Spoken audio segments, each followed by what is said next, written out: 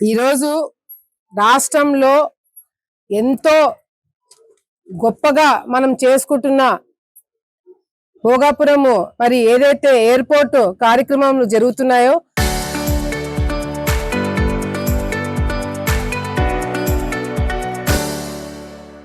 నరేంద్ర మోదీ గారు వస్తున్నారు. ఇంకో 3 రోజుల్లో ఒక పెద్ద కార్యక్రమం రాష్ట్రంలో జరగబోతుంది. అవన్నీ కూడా పక్కన పెట్టి భూమా అఖిలప్రియ విజయవాడకు వస్తుందా లేదా అది న్యూస్.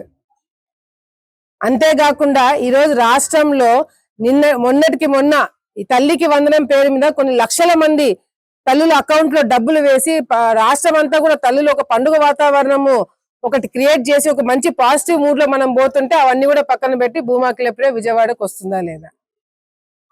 ఈరోజు నేను ఒకటే తెలియజేసుకుంటాను, గతంలో కూడా భూమా నాగిరెడ్డి గారు చనిపోయినప్పటి నుంచి ఇప్పటి వరకు కూడా ప్రతిసారి ఏదైనా జరిగినప్పుడు అధిష్టానం భూమా అఖిలప్రియ గారిని పిలుస్తుంది. ఈ రోజు చాలా పెద్ద క్లాస్ బీకపోతున్నారు. భూమా అఖిలప్రియ మీద సీరియస్ అవ్వడం జరుగుతుంది. ఇవి మనం చాలా చూసినాం. ఇవన్నీ చూసిన తర్వాత కూడా ఇంకా నన్ను ప్రశ్న అడుగుతున్నారంటే ఈరోజు పిలిచారన్నారు, మరి నేను ఇక్కడే కూర్చున్నా కదా.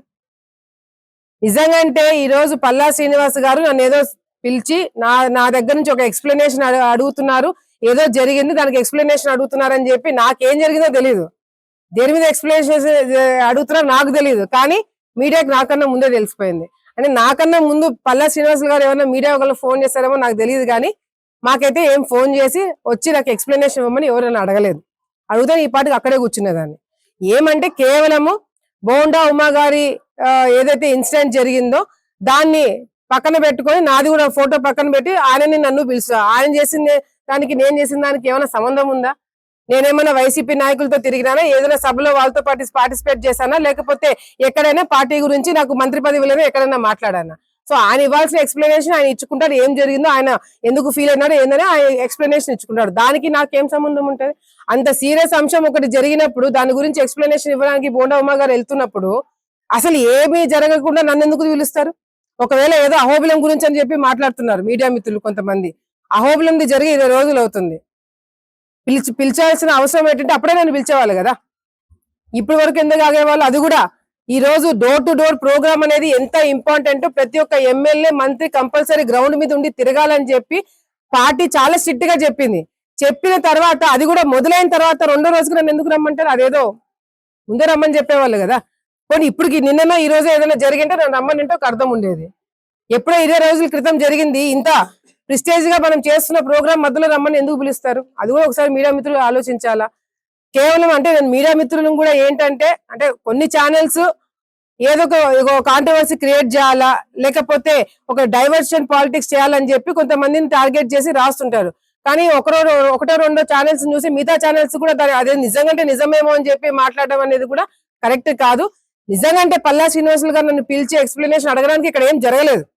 సో జరిగిన ఏదైనా ఉంటే మాత్రం తప్పకుండా నేను వెళ్ళి ఎక్స్ప్లెనేషన్ ఇచ్చడానికి ఎటువంటి 1 మినిట్ కూడా ఆలోచించడానికి ఎటువంటి ఉద్దేశం కూడా ఉండదు.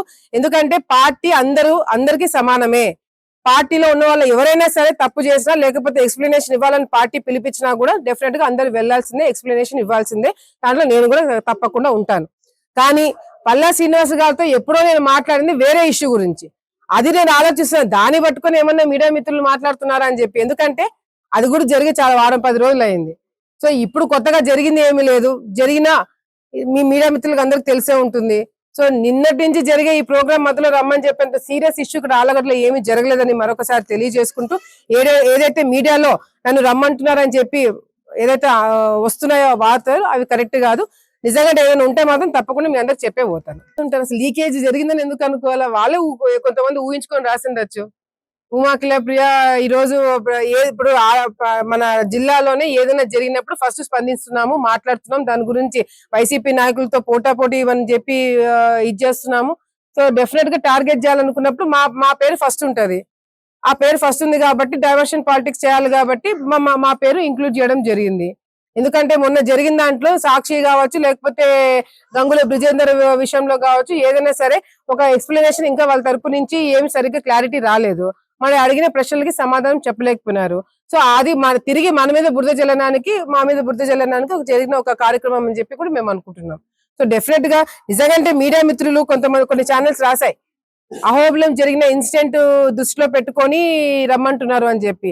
నిజంగా అంటే అహోబిలంలో జరిగిన విషయం గురించి అంత శ్రద్ధ మీడియా మిత్రులు కొన్ని ఛానల్స్ ఉంటే, జస్ట్ 2 లేదా 3 రోజుల క్రితము ఒక మైనర్ బాలిక మీద అహోబిలం టెంపుల్ లో ఒక అరాచకం చేశారని చెప్పి ఒక వార్త వచ్చింది. దాని గురించి ఎవరైనా పట్టించుకున్నారా? దాని గురించి ఎవరైనా స్టడీ చేసినాడా? ఏమీ లేదు. ఏమంటే మా దగ్గర ఆధారాలు లేవు కాబట్టి వాళ్ళు కూర్చొని ఒకటే టెంపుల్లో వైసీపీ నాయకులు పనిచేస్తున్నారు. వాళ్ళు ఒక చిన్న బాలిక వాళ్ళ మనవరాలని ఏదో రూమ్ లో లాక్ చేసుకుని ఒక అతను ఏదో ఇది చేశాడు, మొలెస్ట్ చేశారు.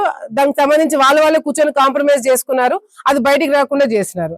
సో మా దగ్గర ఆధారాలు లేవు కాబట్టి నేను కూడా దాని గురించి మాట్లాడలేకపోతున్నా. కానీ ఒకటే నేను చెప్తున్నా, ఇట్లా ఎవరైనా చిన్న పిల్లలు కావచ్చు, మహిళల పైన కావచ్చు, ఏదైనా ఈ విధంగా చేశారని నెక్స్ట్ నాకు తెలిస్తే మాత్రము ఎటువంటి పరిస్థితుల్లో నేను ఊరుకోను. మీరు మీ డబ్బులు ఇచ్చి కాంప్రమైజ్ చేసుకున్నా కూడా నేను తప్పకుండా మిమ్మల్ని పట్టుకొని వస్తానని చెప్పి సందర్భంగా వాళ్ళందరికీ నేను వార్నింగ్ ఇస్తున్నాను. నేను ఎస్పీ గారితో మాట్లాడతాను, ఇది పార్టీ దృష్టికి తీసుకుపోతాను, ముఖ్యమంత్రి గారి దృష్టికి తీసుకుపోతాను. ఈ వెధవని ఇప్పుడు వదిలేసినారు, వాళ్ళు కాంప్రమైజ్ చేసి వదిలేశారు. రేపు పొద్దున వాడు అదే పని ఇంకొకసారి చేయడం ఏంటి గ్యారంటీ? అప్పుడు పోలీసులు మేల్కుంటారంటనా? సో దయచేసి ఇవన్నీ కూడా సీరియస్ గా తీసుకోవాలా. నిజంగా అహోబిలంలో ఏం జరుగుతుంది అని మీరు దృష్టి పెట్టాలనుకుంటే మాత్రం ఇటువంటి వాటి మీద కూడా మీరు దృష్టి పెట్టండి. ఉమా అఖిలప్రియ మాత్రమే కాదు, ఇంకా చాలా జరుగుతున్నాయి. సో వాటి మీద కూడా దృష్టి పెట్టాలని చెప్పి కొన్ని ఛానల్స్ కి మేము తెలియజేసుకుంటున్నాం.